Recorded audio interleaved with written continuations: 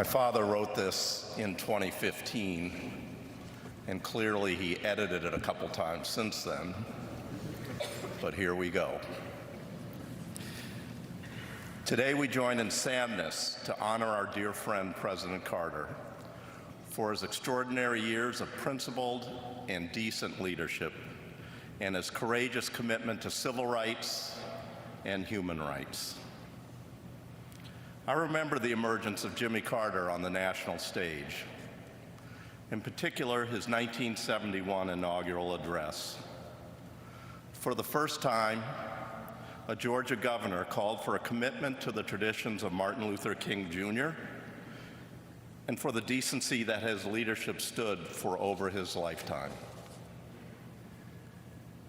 I was surprised when then candidate Carter asked me to join in him as his running mate in 1976.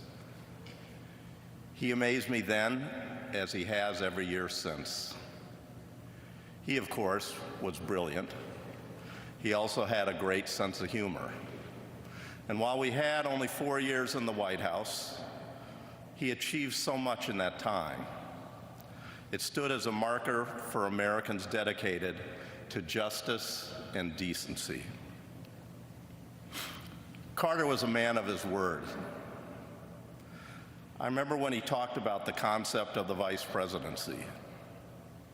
I told him I'd like to do it and had only 2 requests. I wanted to make a real contribution, and I didn't want to be embarrassed, as many of my predecessors have. He agreed, welcomed my full participation, and directed his staff to treat me as they would him. He was very careful to protect me from the frustration and too often humiliation that had cursed the lives of many vice presidents. I want to thank the President for the good choices he made with his key personnel. We don't have time to mention many of them, but Stu Eisenstadt comes as close as possible to rivaling President Carter's formidable work ethic. Hamilton Jordan and Jody Powell were blessings every day, to me, to the President, and to the nation. One of the things that dawned on me during the course of our time together is how well we worked together and how we understood each other. I think one of the realities was that Carter was a devout Christian who grew up in a small town and was active in his faith for almost every moment of his life. I was also a small-town kid who grew up in a Methodist church where my dad was a preacher, and our faith was core to me, as Carter's faith was core to him. That common commitment to our faith created a bond between us that allowed us to understand each other and find ways to work together. He allowed me to take a leadership role on issues that never would have happened before. For instance, he directed and trusted me to take a central role in trying to bring decency to the Vietnamese and Southeast Asian boat people who were fleeing their country. With President Carter's orders, the boat people were picked up by our great Navy from their flimsy boats, which were capsizing, and taken to safety.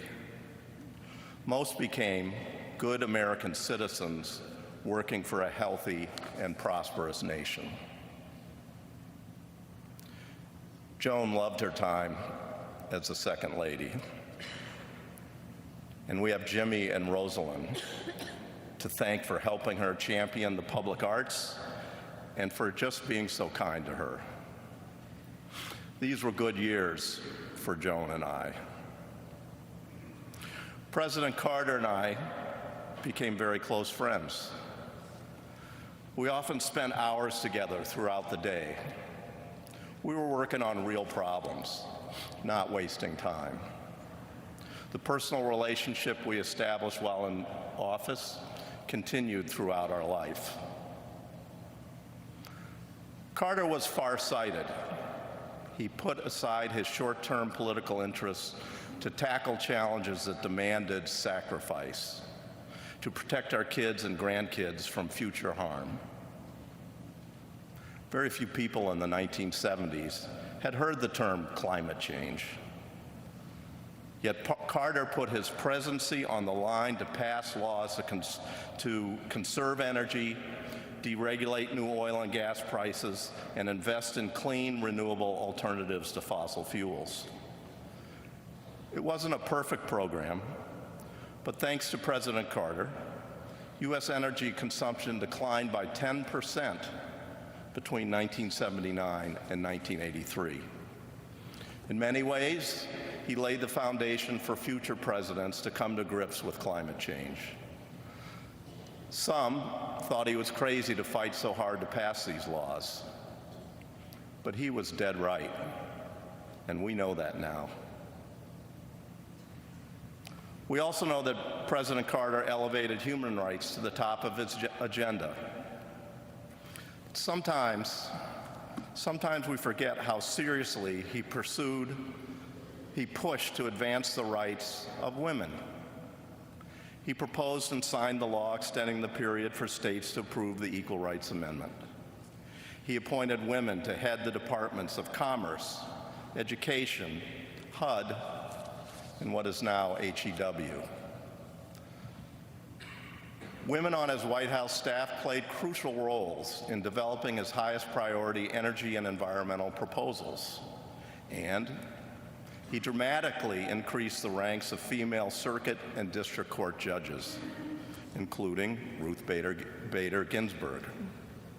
In all, he appointed 5 times as many women to the federal bench as all of the previous presidents had from the beginning of our country. 2 decades ago, President Carter said he believed income inequality was the biggest global issue. More recently, in a 2018 commencement address at Liberty University, he said, "I think now the largest global issue is the discrimination against women and girls in this world." He concluded that until stubborn attitudes that foster discrimination against women change, the world cannot advance and poverty and income equality cannot be solved. Towards the end of our time in the White House, the President and I were talking about how we might describe what we tried to accomplish in office. We came up with a sentence which remains an important summary of our work. We told the truth, we obeyed the law, and we kept the peace. That we did, Mr. President. I will always be proud and grateful to have had the chance to work with you towards noble ends. It was then and will always be the most rewarding experience of my public career. Thank you.